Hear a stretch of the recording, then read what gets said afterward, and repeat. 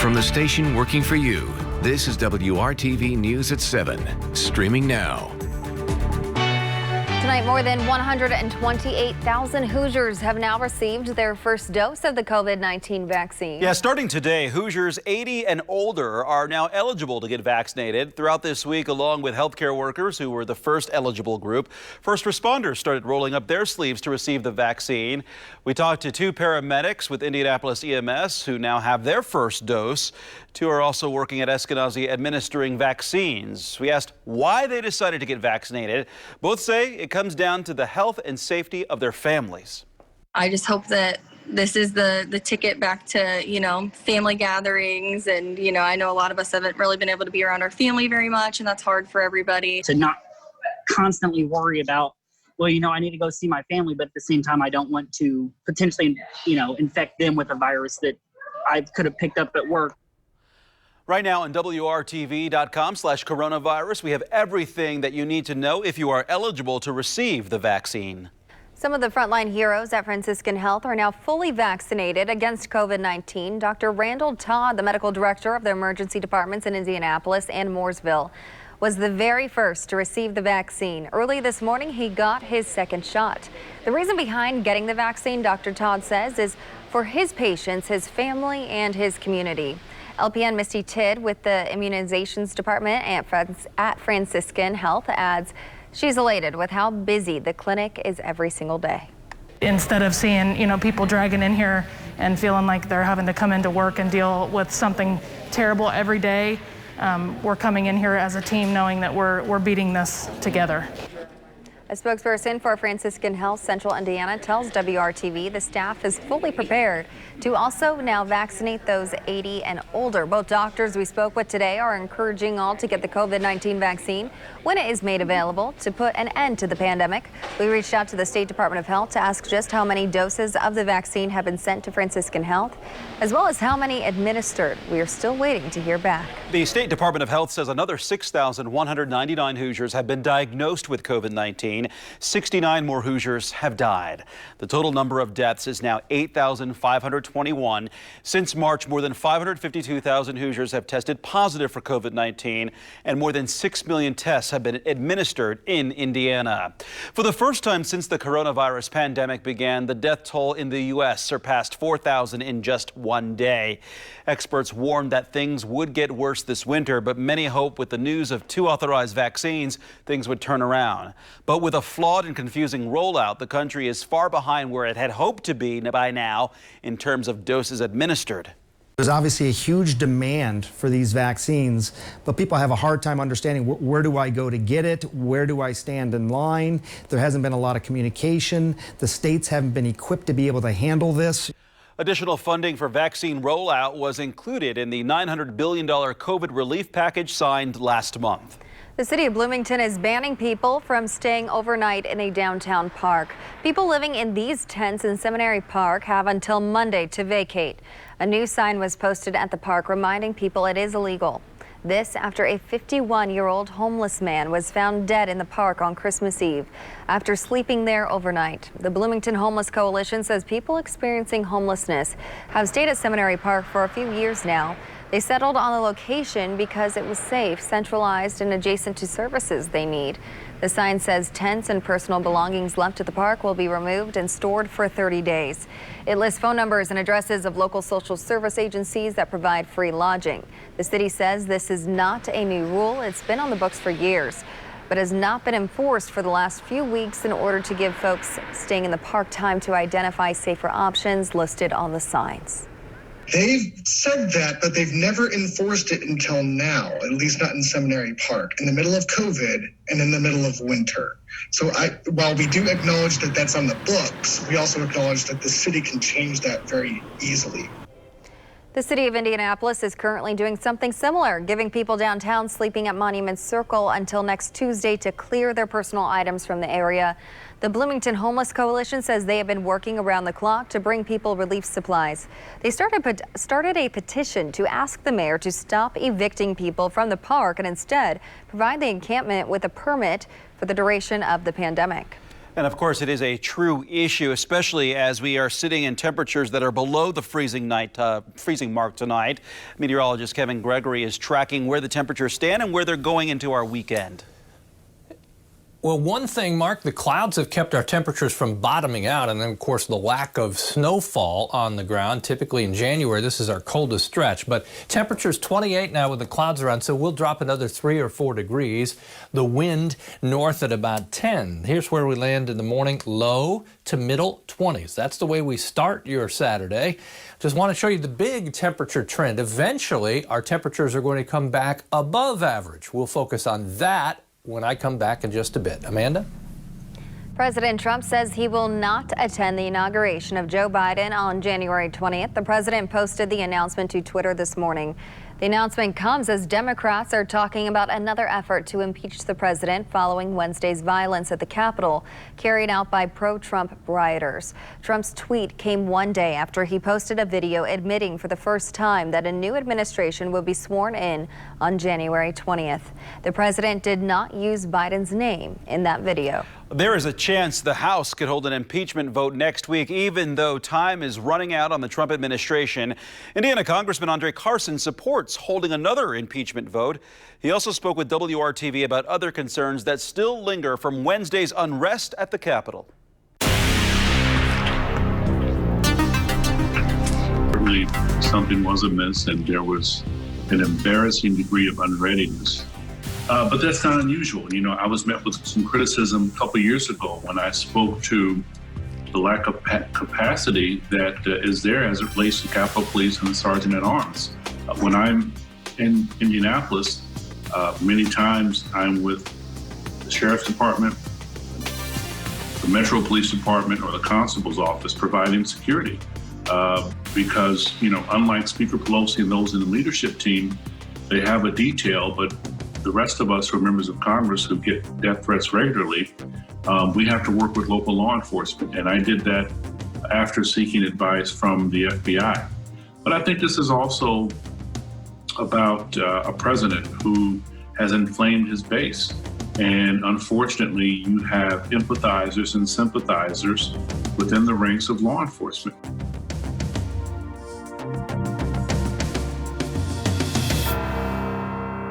This narrative or lie about a stolen election, you know, that's what happens when you see the culmination of the chaos that Trump has unleashed and even inflamed, and the failure, unfortunately, of a lot of my colleagues to push back on his behavior.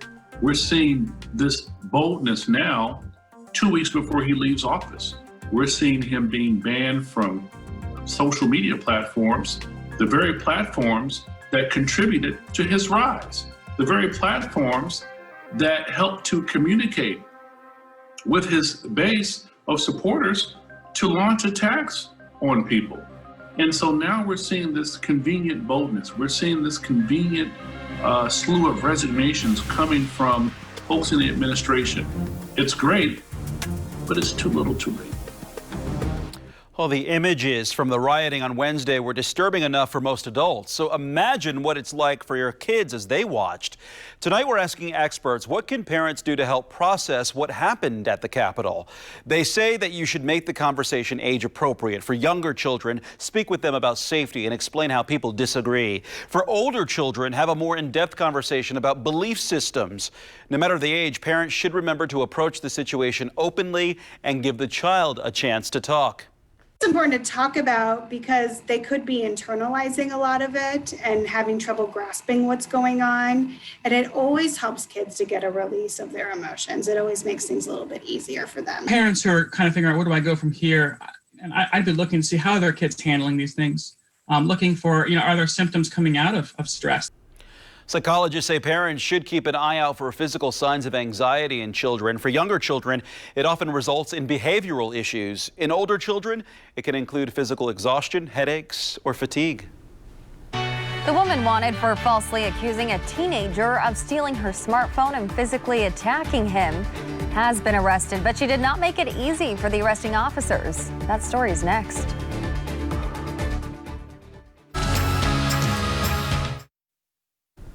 We turn now to developing details in the case of the woman who falsely accused a black teen of stealing her phone at a New York hotel, then attempted to tackle him.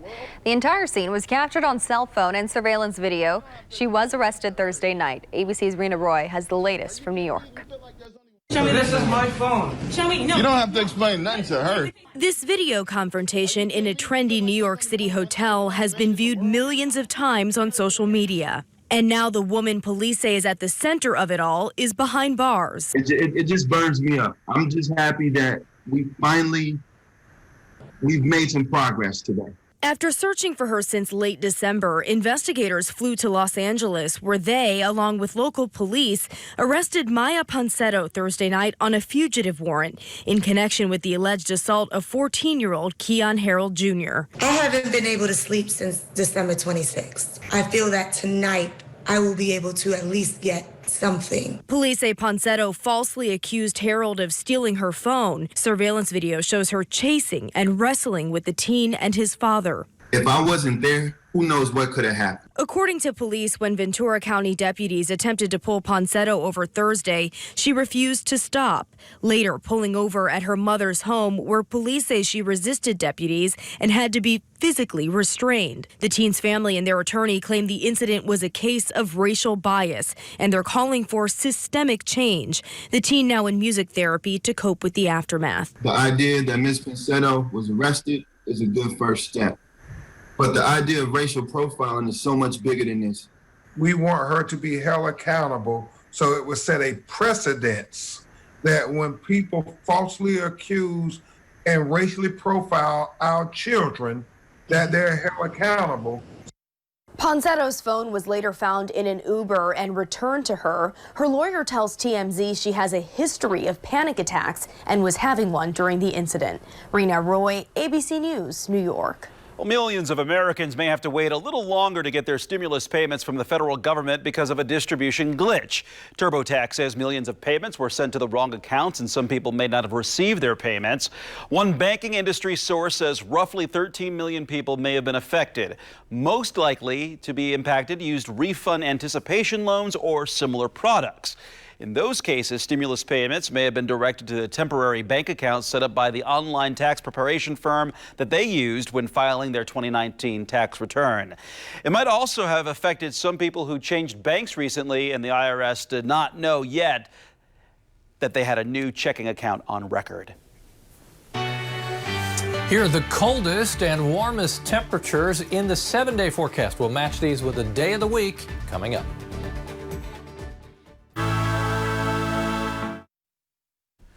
YouTube just announced a new policy to help prevent misinformation from appearing on its site. YouTube says it will start issuing strikes against any channel that violates the site's false claims policy. Channels receiving a strike will be temporarily suspended from posting. YouTube says it will permanently remove channels that receive 3 strikes in a 90-day period. The company says it made the move in response to this week's violence in the Capitol. In some parts of the country, the biggest challenge surrounding the COVID-19 vaccine is not distribution, but misinformation circulating online. Dan Grossman spoke with health leaders to see what they're doing to combat it. Walk into Dr. Luke McWhorter's office and you'll see it. It gets frustrating sometimes. Pokes and jokes at something far more serious than the caricatures on his wall might suggest. My job is to try to educate people with the knowledge that I have and try to reassure people that what they're doing is safe for them and for their loved ones. Ever since the development of a vaccine, Dr. McWhorter has been getting questions, and lots of them. The biggest concern's probably been new technology. Many are legit, but others are based on claims, conspiracies even, making the rounds on social media. mRNA vaccines will change your DNA. That is not possible for it to do that. Definitely some of the 5G and the microchip misinformation. Heidi Parker gets them too. She works for a nonprofit focused on combating misinformation in Nevada, one of the states with the lowest immunization rates among adults in the country. We know that this vaccine is the tool that we need, to restore our communities and get past this pandemic. It might sound obvious, but she says pushing out accurate information through credible sources like doctors and physicians is the best way forward. She acknowledges the small sector of our country that simply won't vaccinate themselves or their children, person, but says that cohort of people is small enough that it shouldn't impact the fact-driven base looking for accurate information to guide their decision. Seeing their peers get vaccinated and hearing from their peers why they made the decision to get vaccinated, I think is really key. I had a sore arm for a few days, and that's been it. Dr. McWhorter is a testament to that. Most of his staff has been vaccinated, and they can use their experiences to reassure those with questions that what they are doing is safe, helpful, and even altruistic. For the greater good of the population, we need to get the vast majority of people vaccinated so that this pandemic will eventually end. I'm Dan Grossman reporting. Our week, as you know, has been filled with clouds and pretty steady temperatures in the 30s. If you were to pick any spot in the state right now, it would be cloudy and temperatures right around 30. So there's not much range from north to south or west to east across the Hoosier State. We've all got a north wind. The fact that it's not too strong helps just a bit. Monument Circle last night for the Circle of Lights. IBEW will be taking those down tomorrow morning.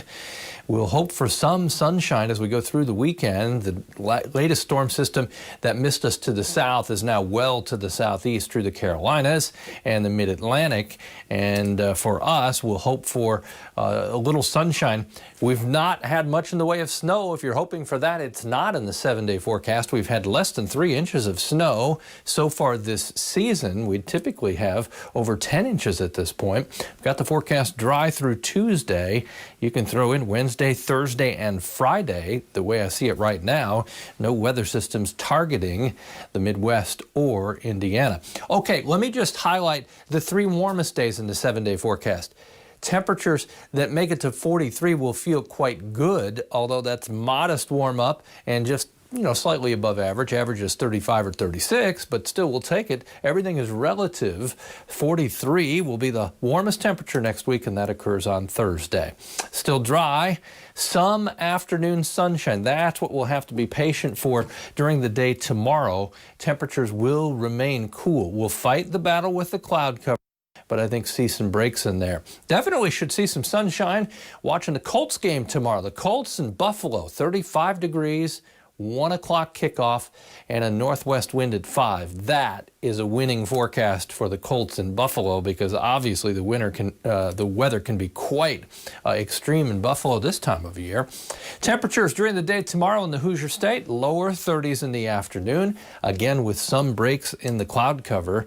As you look at that north wind, it will be relatively calm, 5 to 10 miles per hour. Temperatures from north to south struggling to get above 30 degrees from Frankfort to Kokomo and Logansport, anywhere along Interstate 70, right at 34, and temperatures pretty typically in the mid-30s south of Indy. Sunday, a little more consistent sunshine. We'll start colder, 23, because of the breaks in the cloud cover overnight, Saturday night into Sunday.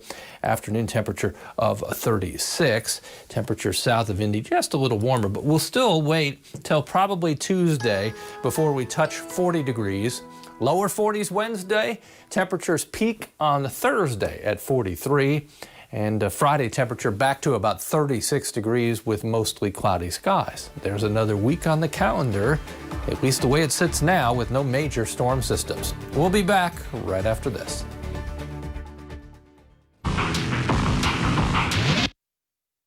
Turns out identical twins may be a little more different than most people think. Scientists in Iceland studied the DNA of nearly 400 pairs of identical twins.